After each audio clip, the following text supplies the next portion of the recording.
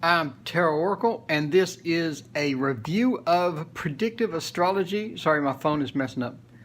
Predictive Astrology, The Eagle and the Lark by Bernadette Brady, author of Brady's book of Fixed Stars. So this is another Predictive Astrology book, first published back in 1999. So why Predictive Astrology? Well, that's your moneymaker, right? Normally you're going to have people come to you. I've been looking for a job for 2 months. I got nothing. When am I going to get a job? I met this guy. We've been dating. You know, what's our future together? It's 99% of you people are going to be. So you can read a natal chart. Congratulations. You got to go here. You have to go here. And so the next question, who is this book designed for?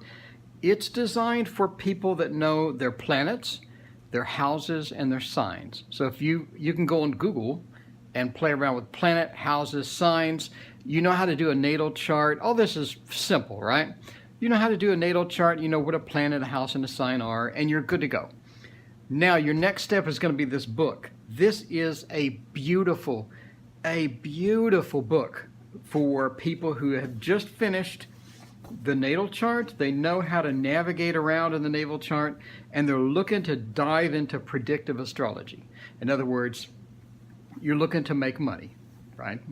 People are going to want to know predictive astrology. 99% of the people want to know predictive astrology. Half of them say, all right, tell me what's going on in the next 6 months. So now you can. So the first thing that you have is the eagle and the lark thing, whatever, is a section on the alphabet, and that's going to sort of give you a raw review of your planets, Mars, Mercury, things like this, right? And then you're going to hop into the planetary cycles, so the different squares and this type of things like that, and then your aspects, your trine, your sextile, your conjunction, opposition, etc. And then you're going to dive into the houses, so talking about the 5th house, the 6th house, and things like this.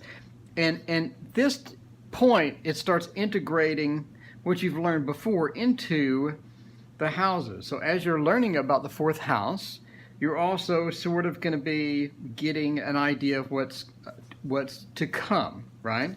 We're talking about the different houses. So now we have the end of the house section, and now we start in with the basic type of transits that she's going to introduce us to. And she has this interesting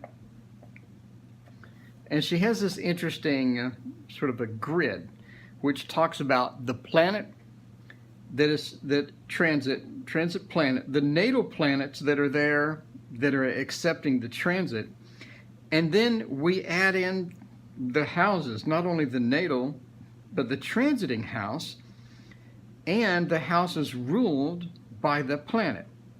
So this is an interesting grid, and this is going to help you sort of, and again, that's why I say this is a beautiful beginner's book on sort of the predictive astrology, because it jumps into transit, but it doesn't assume you know a lot about the transiting, about what a transit is, and things like that. And writing this out, in addition to obviously seeing it on a natal chart, will help you a lot with sort of understanding the approach, and then understanding how these rows and columns interact with each other.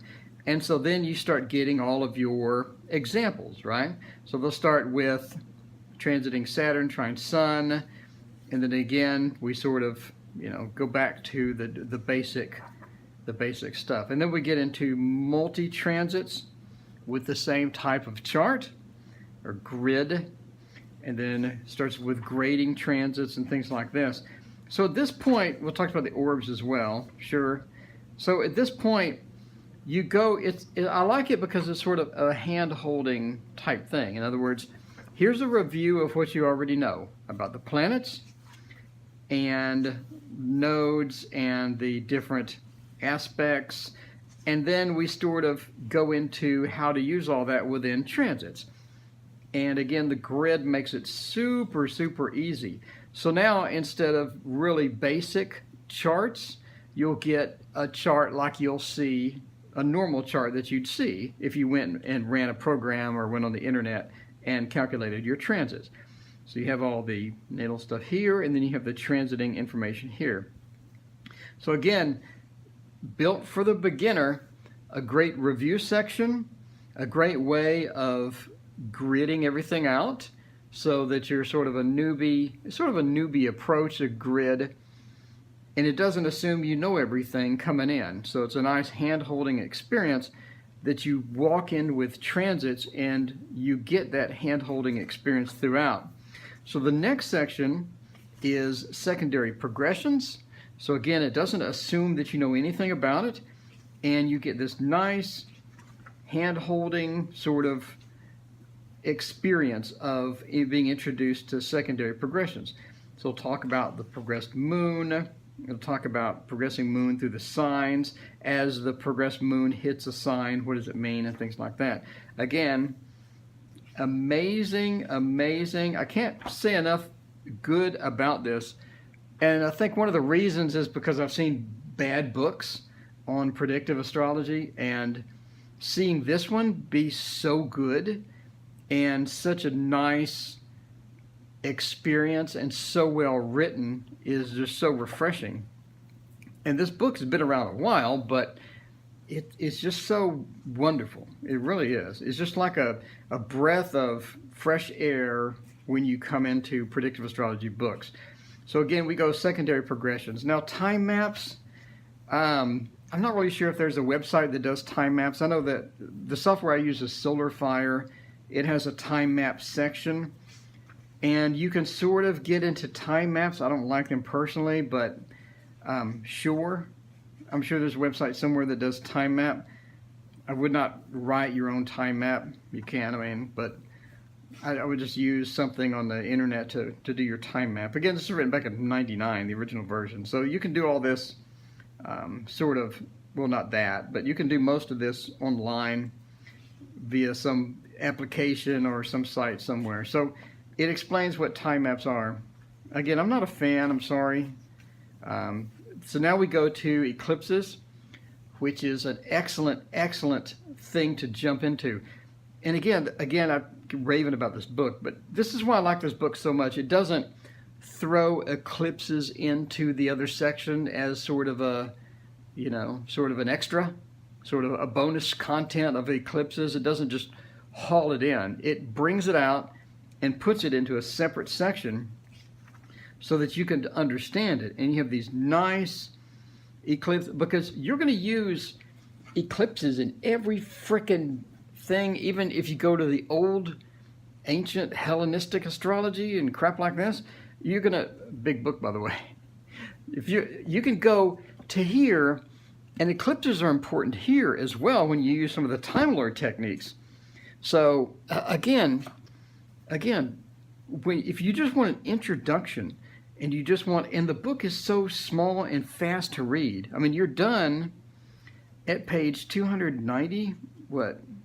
280-ish, 280 pages, and you're done. You can read this in like a week, right?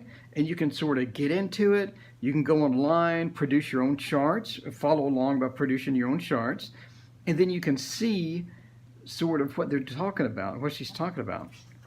And it's so nice. We talk about the nodes and the eclipses, and how the eclipses, full moons, and things like that affect us.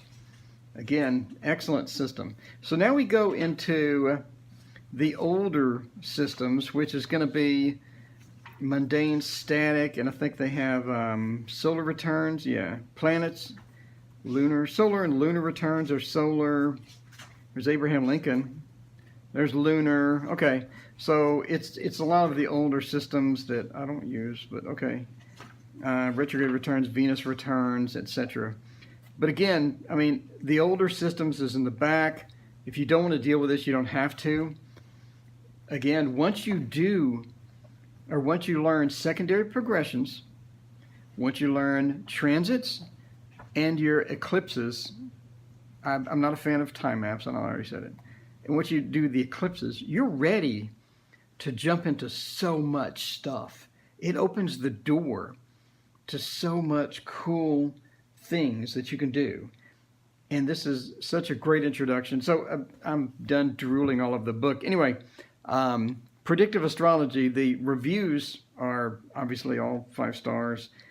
Excellent book, a good beginner book. This is not going to be a huge tome like some of these other books, but it's here to introduce you in a few days or a week or a couple of weeks to predictive astrology and get your feet wet.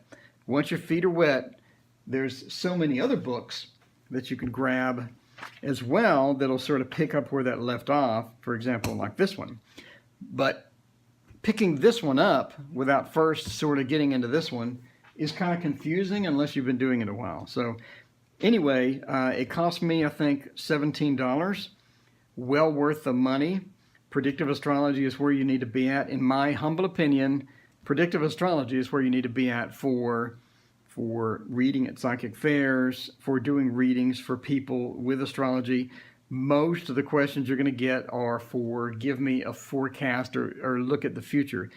And this is going to introduce you to those techniques, and then you can dive in, start doing predictive stuff and get comfortable with it. And then as you progress and practice more and more, you're going to get very good at it. And this is going to be a staple on your bookshelf. 10 out of 10, absolutely worth the, I think, 16, 17 bucks or whatever I paid for it. So again, Predictive Astrology, Bernadette Brady. Thank you for watching. Please hit like and subscribe.